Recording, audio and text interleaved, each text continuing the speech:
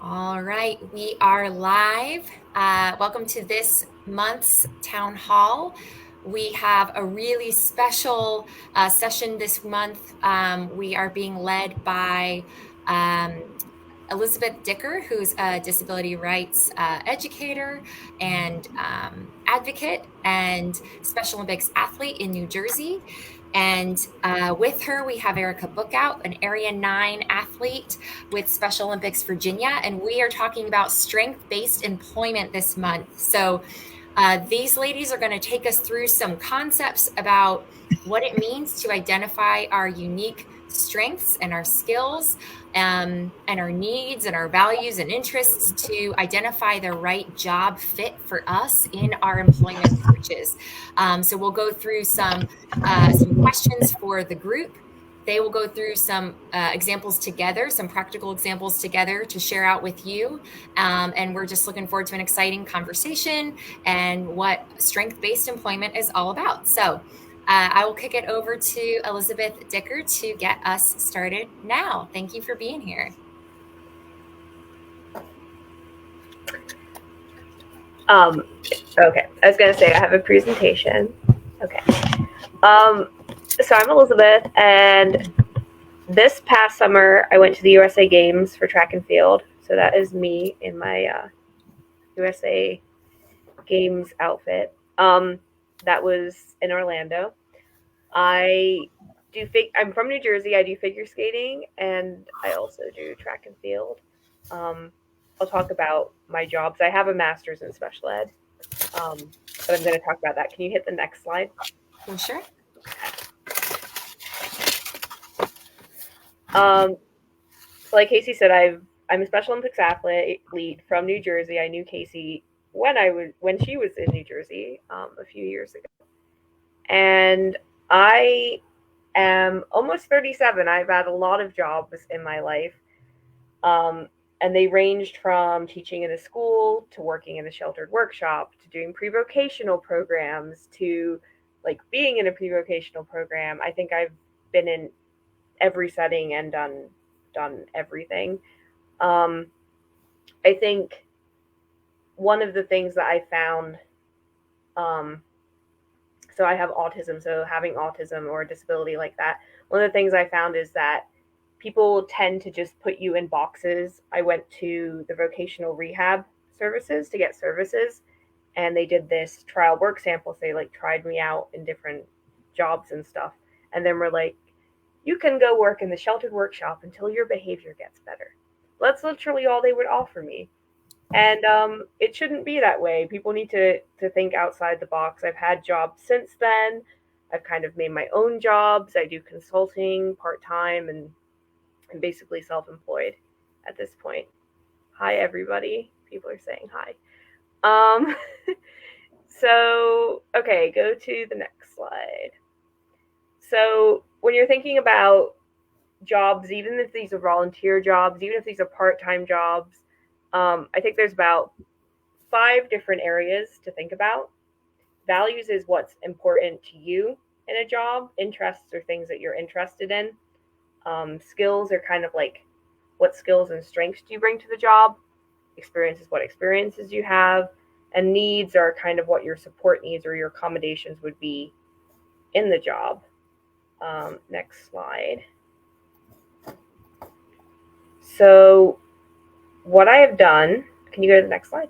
Yeah. Oh, there we go. So what I've done is I've made 5 different surveys, and they cover each of these areas. So there's one about values, one about strengths, one about experience, and Erica's taken the time to fill these out beforehand. So I'm going to go over them, some of the questions with you guys. You can answer in the chat, and then I'll go over Erica's answers, and we can kind of work through how you might pull this all together. So my values are things that are important to me in a job. So if you want to answer in the chat, we can discuss it. Things that might be important to you in a job are stuff like, would you want a job where you would work with other people, or do you want a job where you work by yourself? Do you want a job that you can get to by walking there? that's really close to you? Do you want a job where you might have to be driven there or drive there or take the train there? These are all different factors. I had a job on the farm once. Like, would you want a job that's outside? Would you want a job that's indoors, that's loud, that's quiet? How would it fit your schedule, full-time, part-time? I think I'm going to ask Casey to see if she can pull up the survey. She can kind of look at that as well. And sure. I will check the chat in case anyone has any answers to what their values would be in a job. So far, I haven't seen anyone's answers. I'm looking.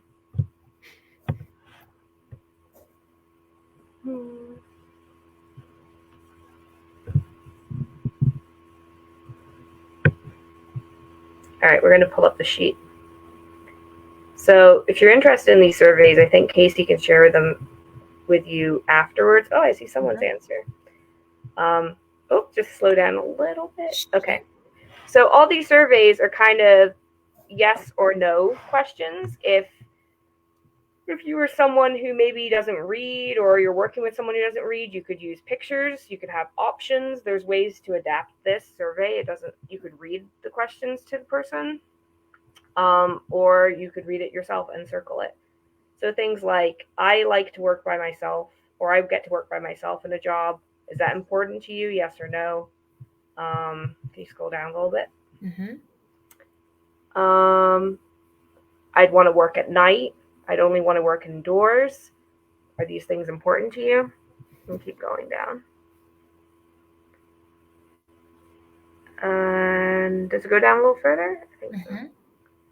Okay, and so then at the bottom, so you circled all these things, yes or no. And you kind of have to find, a few of them, up to 3 of them, that are the most, like your top 3 things that would be important to you. We're going to go to the chat now because someone says, stop that yawning, it's contagious, because it's late at night and tired. Isabel said, I like a mix of alone time and working with my colleagues on projects.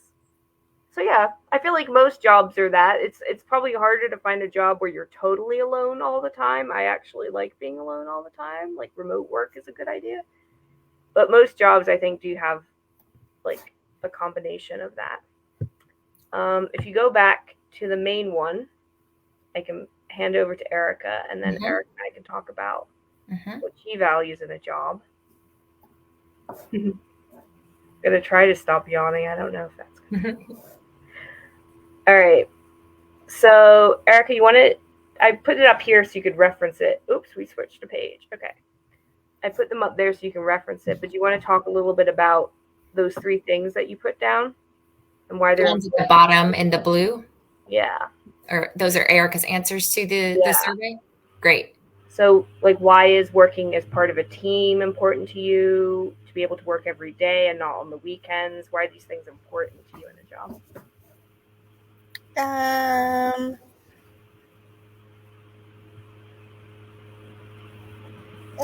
just like being part of a team. Like, at my work, we all work as a special ed team, so we all like help each other out, give each other feedback, things.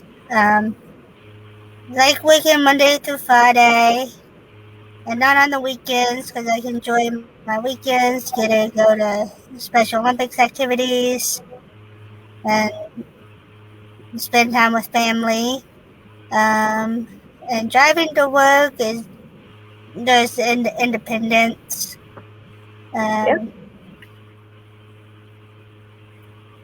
Yeah, so those things are important to you. And I know you have a job right now, but if you were in the future looking for a job or a summer job, you'd want to kind of keep those things in mind. Like, I really kind of like remote work because I get to work by myself and don't have to interact with people.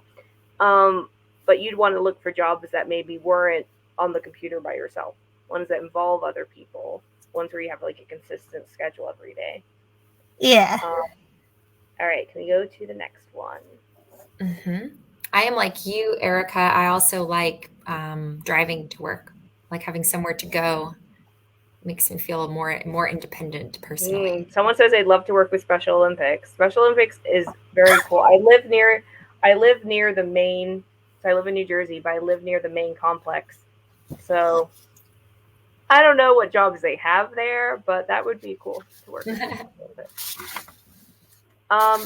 So the second thing is a little more self-explanatory, which is just about your interests, things that you're interested in. Because if you're going to be at work a certain amount of hours a day, should be something that you have some kind of interest in. You can pull up the sheet that has the interests on it. Go to the blank. Yeah, the blank one. Yeah. Yep. And Emily also said she likes working with others, but also by herself. So a bit of both. So this is the same exact format. At the top, I put that your interests are things that you enjoy doing. And by looking at the things that you're interested in, you can kind of match those interests to something that you could do in a job. So some examples are if you like to make things, if you like to create things, if you like teaching people things, interacting with other people, working with animals, children, cooking, cleaning, computers. You can also add your own thing. Sometimes people have very specific interests as well. So again, at the bottom, you would put like, these are the 3 top things I'm interested in. If you want to comment in the chat, you can put some stuff that you guys are interested in. And then we'll go back. Yep. And we could talk to Erica.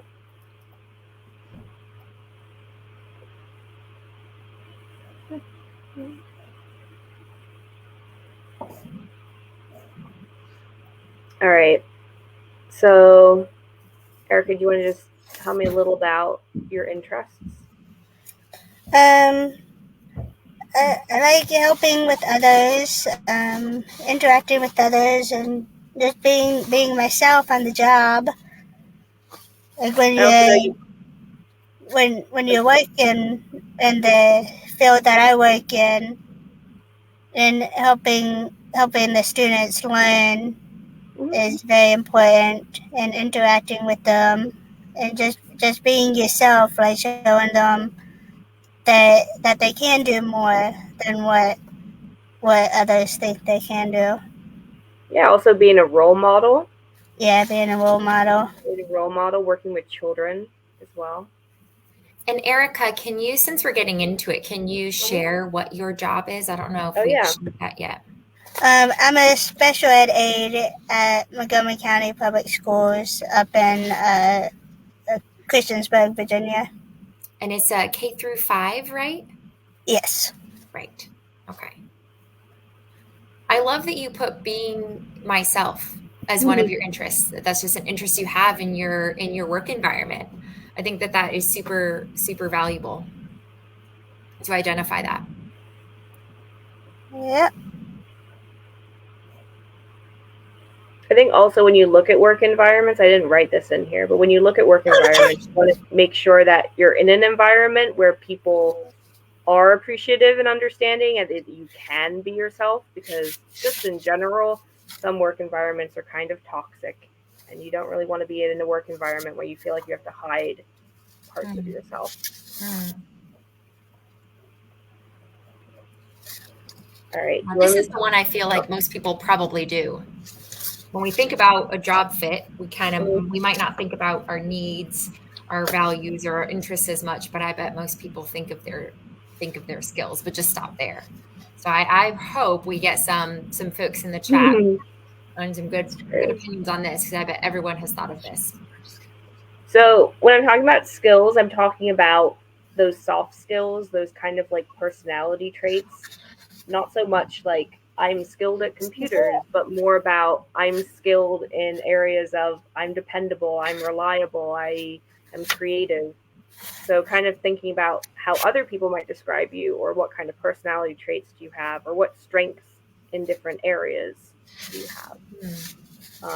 Feel free to comment in the chat, and we can go to the... Does anyone have any that they want to share? Where are we on? Skills? We're on skills.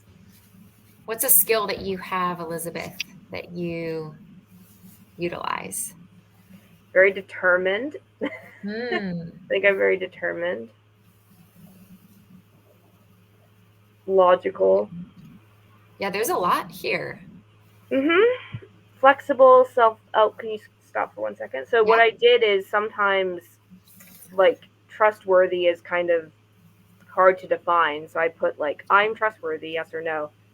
You can trust me to keep things private and do my job well. So I kind of put an example of what that would look like at work. Mhm. Or I have good time management skills means I get things done on time. I plan out when I get things done.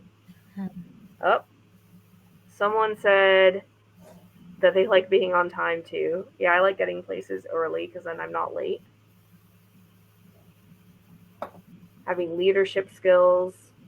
Oh, scroll down a little. Mhm. So this is the reason I put you to write your strength or your skill and then examples is usually if you ever go to a job interview, people are going to ask you these kind of questions. So if you can kind of think about those, if your skill was that you're dedicated, what would that look like? What are examples of that? Give an example. We'll talk to Erica about that as well. Now let's go to Erica's. So one of my skills that I don't have is being on time. So that's something I would not say during an interview. I avoid that one, and I mention other skills that I have. All right, Erica's skills. Ooh, these are so good. It says I'm dependable, always early or on time for work. And like I'm always on time for work, dance class, Special Olympics. I'm usually about like 10 or 15 minutes early to everything.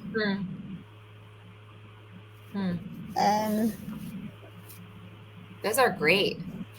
So, Erica, can we look at your first skill that you mentioned and what Elizabeth had shared? I'm really curious because she said to identify a strength skill and then an example, a way you've used that in work or school.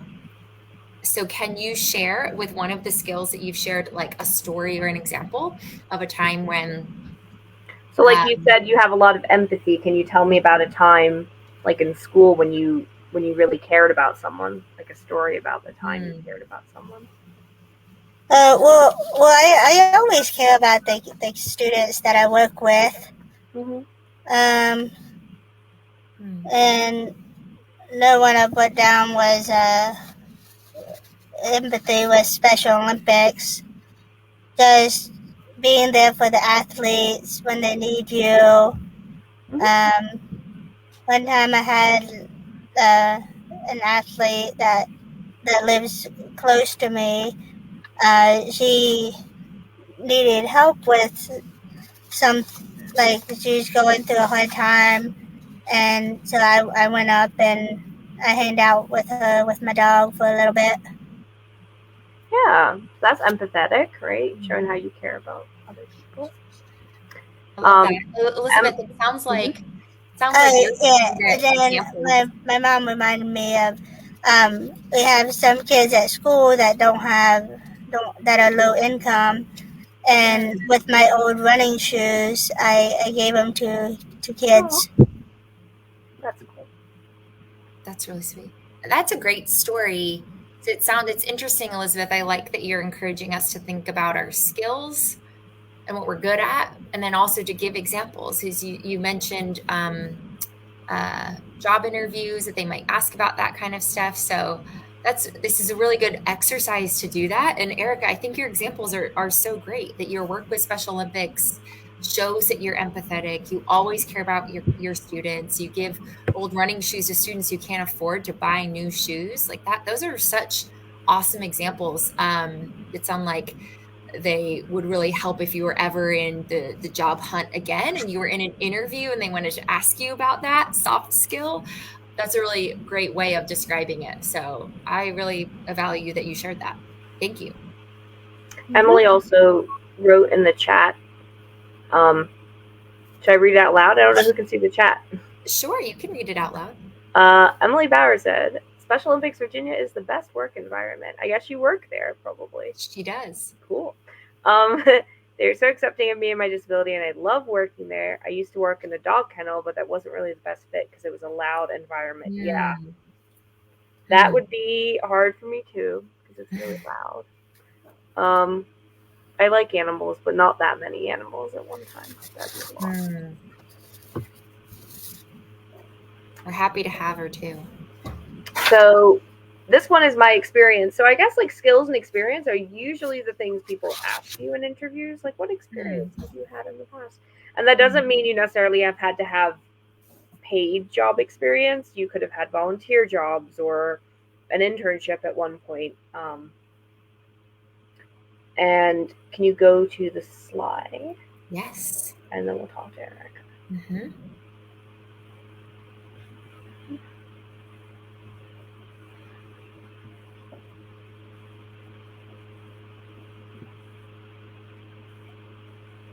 Oh, okay. Yep. So same format.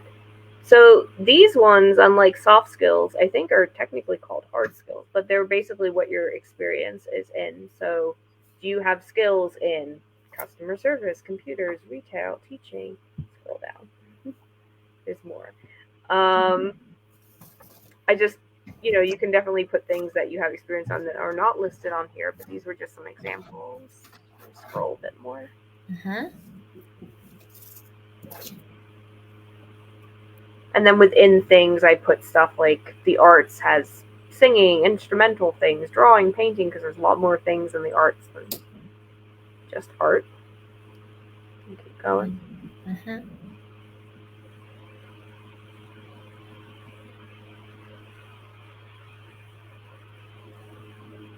So then this, so this one's kind of written like the skills one again, where you would say what your experience is and then give an example. And so if we go back to the main page, you can talk to Erica about what she had put on hers. Mm-hmm.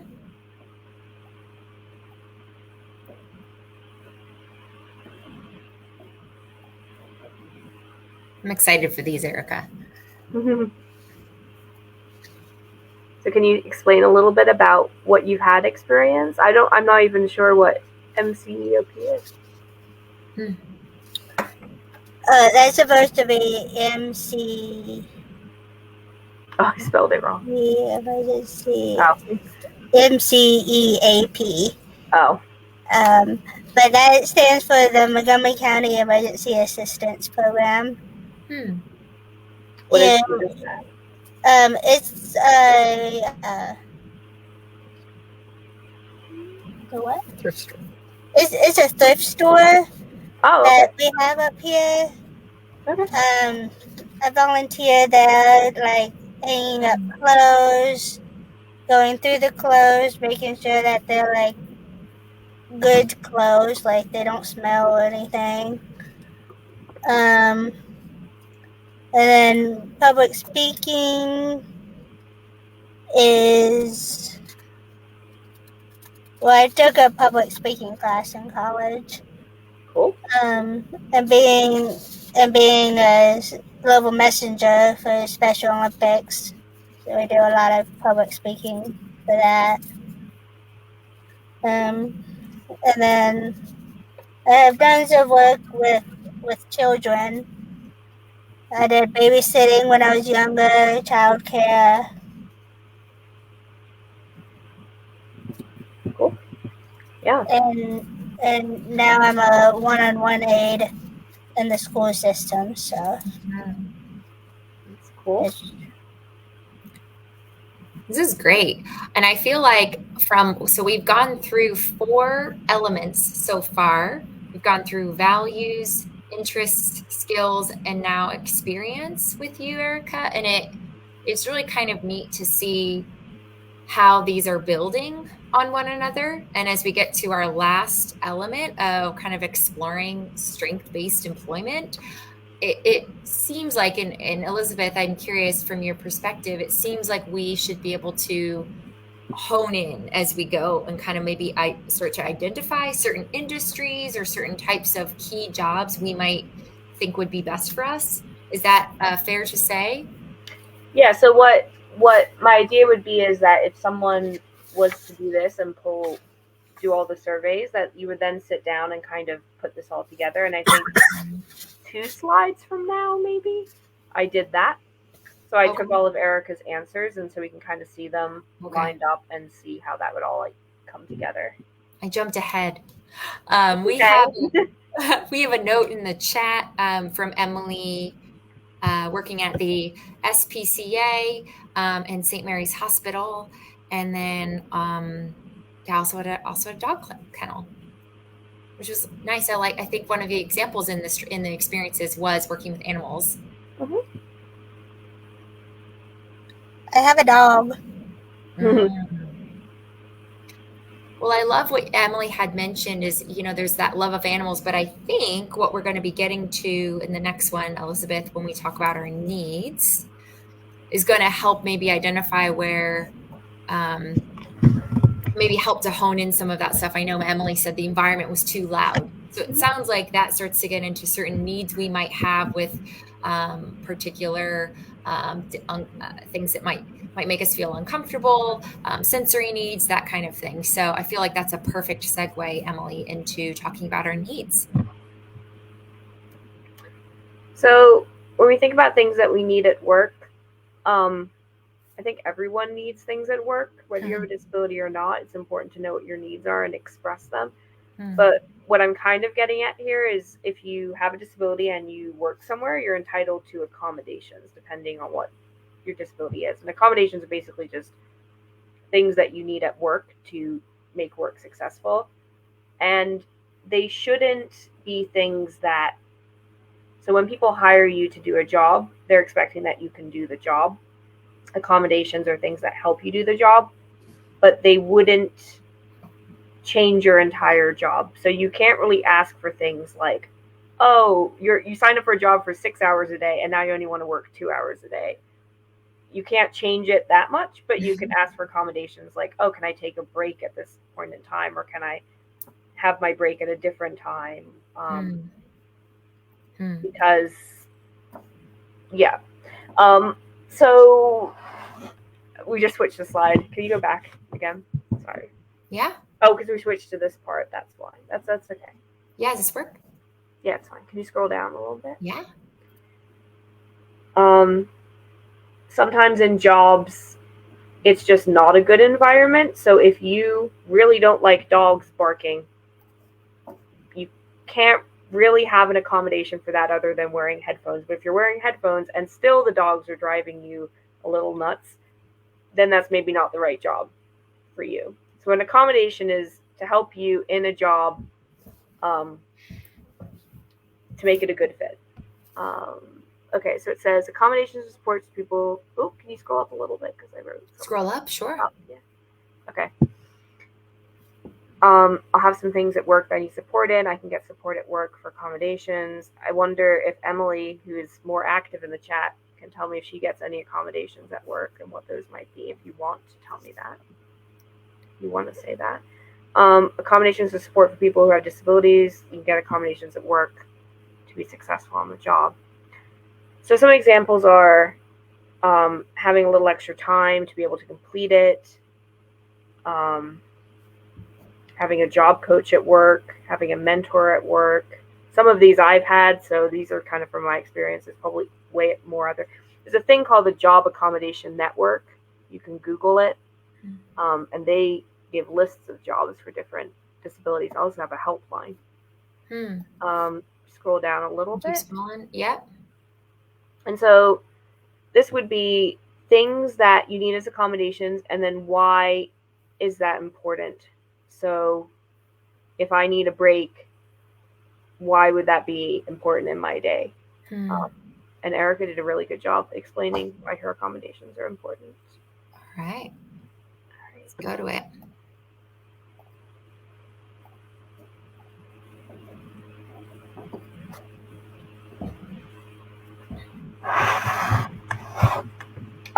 we might want to, for this one, if you have what Erica wrote in sentences, that might be easier. Yeah, I have it written down, Oh, but yeah. I personally don't have any accommodations at my work. Okay. But these are ones that if I ever need them, Mm-hmm. then these would be ones that I would want. So in the future, you could. Yeah. Okay. Yeah, that's fine. They're things. Yeah. And some people don't need accommodations, and that's fine as well. But it's good to think about things you might need because work changes. Like all of a sudden, you might have a classroom and a teacher that you're comfortable with, and now the teacher changed, and you need to have a mentor to help you with that or something. Emily wrote in the chat here. I began working with a job coach to help me in my orientation. She helped me set up a notebook with all the tasks typed out, and that's really helped. Yeah, going by lists and things is helpful. Mm-hmm. And so that would be an accommodation because it doesn't change your job description or what you do in your job. It's just something to help support you with your job. So with the instructions written down is for like when we're moving from student to student, because there's always changing us around. So just to know what to do if the student has like a meltdown or whatever, and like what they want you to do to help the student. Always good to have a mentor that you can ask questions and look up to. And is Andrea someone who works at school? Like, is she one of your colleagues or? Yeah, she's a coworker. Yeah. And then taking breaks. But some kids are very hyper and active, and sometimes I just need to take like a 2-minute break and to recuperate, and then I go back in and work. I really love this, Erica, especially the second one about a mentor. I think that is so vital. And you mentioned, I think having a mentor is really great, but a lot of work environments don't have mentorship program or anything. And so kind of to what even Elizabeth, you were saying earlier, that, you might not need very specific accommodations, but it's good to know that you might value and benefit from a mentor. So then if work becomes really tiring or your days are too stressful than they probably should be, or you're feeling overwhelmed a lot more often, like, I think this sounds like it's a great tool to have, to be able to say to your employer, or in your case, Erica, your school, to say, if you don't already have a mentor, to say, I would really value a mentor, and kind of advocate for yourself too. Does that sound on track, Elizabeth, that these are really valuable things to also advocate to your employer? Yeah. And I think it's not necessarily all because you have a disability. I think most people struggle in things at work and could use this as well. Yeah. So just having a mentor or knowing that person, doesn't have to be an official thing, but knowing like, oh, I can always go to this person if I'm having a hard day or I don't know what's happening or something changed and I don't know what I'm supposed to be doing now or something. Sure. I mean, and I think that gets into a little bit of the universal design and sphere a little bit, which we don't really have time for tonight, but certainly in creating jobs, and most companies are trying to create jobs that can kind of strike that right line of providing support. And I think when we look at the need for support and accommodation as just an additional element of doing successful work and not weakness, then I think that's when we can really see people with disabilities and workplaces thrive even more. So I think also, so job coaches, they come in and they help you and they get things set up and get you settled and everything. And then they fade out to the point where maybe they're there like once a month, if that. And it's really important that you have natural supports in your environment, because you need to know who to go to. You need to know how to advocate for your needs and things, because sometimes in that month when the job coach isn't there, something is going to happen, and you don't want to lose your job within that month because you didn't know how to deal with that situation. So hopefully job coaches get better at teaching like advocacy and teaching the people around you how to help as well. These activities are good for that too. And I did highlight Emily's because she referenced having a job coach, and at least helping her orient into her role. So. Mm-hmm. All right. Do you want to go to the next one? Sure. Okay. Do you have anything else, Erica, that you want to share on this slide? No, I'm good. Okay. All right. Ooh. So this is how I like to look at things. So unfortunately, Erica has a C in her name, and I put a K all over the place because I did not know this. But ignore the fact that it's okay. But this is something that you could just do for yourself as well. So in each column, I just literally put what Erica had written in those top 3 things. And then in the bottom, I wrote, which I'll read out loud, something about Erica that relates specifically to these 5 things. So say Erica was trying to get a summer job or something. This is something she could have written about herself. Erica is a very dependable and empathetic person who is currently working as a special education school aide. She would like to look for jobs that are part-time, that she could drive to, that's during weekday hours. She's interested in helping other people. She enjoys interacting with others and being herself. She would benefit from a mentor on the job, as well as being given written instructions and being able to take breaks as needed. So it kind of opens it up to other job possibilities. So even if you worked in a hospital, that could be a different setting, but you need to be dependable, you need to be caring, you need to interact with other people. You could have a hospital schedule where you only work on weekdays, and you could get your accommodations met.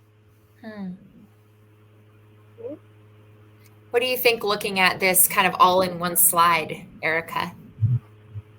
It's pretty cool. Yeah. I agree. Using it all like in this one format instead of just trying to like come up with it and write it down. Mm-hmm. I think pulling all those factors together, and I think also some schools do better transition programs than other schools do. But when you're 21 and you're looking for a job or something, it's helpful to be able to pull all your skills and experience and things together so you have something to say about yourself, because I feel like not many programs I know about in Pre-Voc teach transition or job training as much as they should be doing. But you can go to the last slide if you want. Sure, yeah. Well, I also love, I did want to say too, I love the paragraph description, because I think sometimes it's difficult for anybody to think about all of these 5 elements: values, interests, skills, experience, and needs or accommodations, and then try to put it all together, and just as you wrote, put it all together in something that really sounds, best word I can think of right now is like marketable, or something that sounds appealing and that you would be proud to share with an employer. So I really love this example that you provided. And what is, I think, my favorite part about it is that this is all Erica. Like, this isn't that Elizabeth, you are really good with words or a good writer and all these, or that you inflated, made it sound better than what she wrote. This is everything that Erica wrote. And yeah, it's such a beautiful summary. I think Izzy put great snapshot of how amazing Erica is. And it's really true. And so I think this is in just one paragraph, a lot is covered. And I think it sounds like a really effective system and process for entering into the job hunt. So I'm a big fan of this process and what you've gone through with us. I think also a lot of interviews are verbal based. They do it mostly on how you can answer the interview questions. So if you're able to take time to go through something like this, so say if you have someone who has more limited language, but you went through the surveys and you figured out, based on them and what they said or indicated, then you can come up with something like this, and you can kind of pre-think about what you would tell other people when you are kind of selling yourself in an interview for a job, or putting yourself out there for a job. Absolutely. Absolutely. I agree. Love that comment. See that, Erica? All right. We'll go to the next page. So the next page is if anyone has questions. We haven't had a very chatty group, but if there were any questions, you could ask them. Casey has all the copies of blank worksheets, which she can send to you, or you have a form. So I'm going to post in the chat in the Special Olympics. Here, I'll just go to our main page. I'm going to post it via the Special Olympics Virginia account. Just a simple form, simple online form. You can put your first name, last name, and your email address, click submit, and I will send you all 5 of the worksheets. So again, that is a values worksheet, an interests worksheet, a skills worksheet, experience worksheet, and then a needs worksheet. So I think this is great for athletes, people with disabilities, and people without disabilities, as Elizabeth has said. So I will put that into the chat now for you all, and then I'll show you here. So this is what you're looking for. It's a specialolympicsva.wufoo.com form. So feel free to click that link at any point during the next last couple of minutes here, and you can fill that out. And I can also make this available to anyone else that reaches out to me directly if you'd like to. So I think also when I was writing these worksheets, I was thinking of it kind of as a preference assessment, like what do you prefer, this or this? What do you prefer, this or this? So for people who have less language, you can have 2 pictures, you can have 2 choices, and it kind of, there's ways to adapt it more. I know I put it in writing, but there's ways to adapt it. That's a really great point. Abdul says hi. Yes. Hi, Abdul. Erica, I'm a little bit curious about your kind of experience going through this. Is this something you've done before? Was this helpful for you? And did anything surprise you when you were going through these worksheets? Anything new that you found out about yourself? You don't have to share, but any reflections that you have overall? It's fun doing the worksheets, just seeing what I thought my strengths were. So just like going to interview, and then they'll be like, "What are your strengths?" And then you're just like, Just practice. Yeah. So. I don't know. I hadn't thought about it. Yeah, great point. It's a good reflection and practice. Yeah.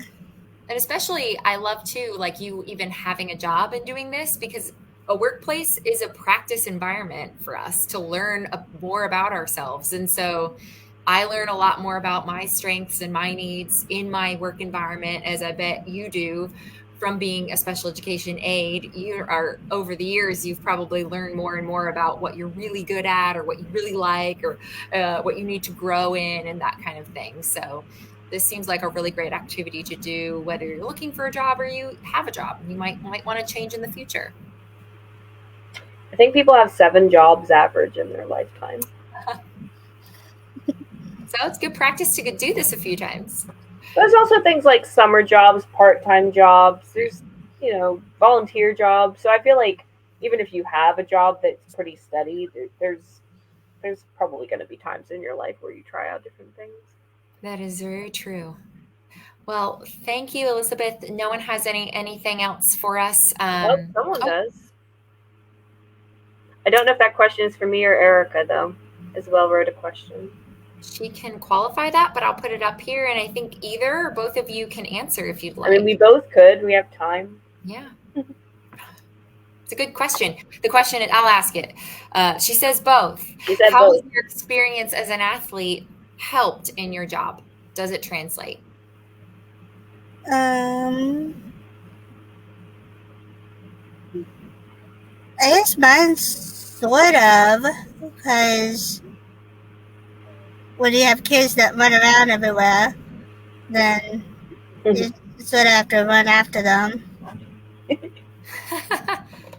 Yeah. well trained. I think And being time management is good. Time management, you said? Yeah. Do you mean time management? Is that a skill you've learned or improved at practices, like learning how to train? Can you expand on that? or like showing up on time. Yeah, showing up on time, being on time. Right, your timeliness. I understand. Elizabeth? Oh, okay. I think I did not speak when I was younger, like literally. So, and also have no interest in other people. It's gotten better. Being a part of Special Olympics, I'm more interested in other people now. So that definitely helps in jobs. I have a hard time. I get jobs easily because I can ace interviews. Keeping jobs is really hard. But I think in Special Olympics, being around other people has helped me want to talk to other people more and practice my skills of talking more. I'm very good at lecturing and things. I'm not as good as like social conversations, and that's what happens a lot in workplaces. What a great thing to identify, and to identify the value of Special Olympics for that. Yeah, that social piece is huge. Thanks for both sharing that. Thanks for the great question too. So I think we're nearing our time, and thank you all. I will pop this up for their last few seconds just to remind folks, if they want to click the link and fill out the form for the strength-based employment worksheets that Elizabeth has gone through during the presentation. And I'll kick it over to you. Well, thank you both for leading us in this. This is a really fantastic activity. And then I'll kick it to Elizabeth for any final words or any wrap up that you have. And if you don't, that's totally okay. And we will say see you later and next month to everyone else. I just think talking about strengths-based employment is just, it's really important to identify your strengths and think outside the box, especially if maybe your disability affects things that you would typically do academically. So if you're not a person who's going to college and you don't have those academic strengths to rely on, thinking outside the box about like, well, maybe math isn't my strong point, but I'm super dependable and reliable and creative, and thinking about all these other outside the box kind of strengths and interests that you can use in future employment. Thinking outside the box. Really love that. Well, so thank you so much, Elizabeth Dicker, Erica Bookout. We will see everyone next month, last Tuesday of the month at 7 p.m. on our stream. Thanks for joining us tonight. Bye.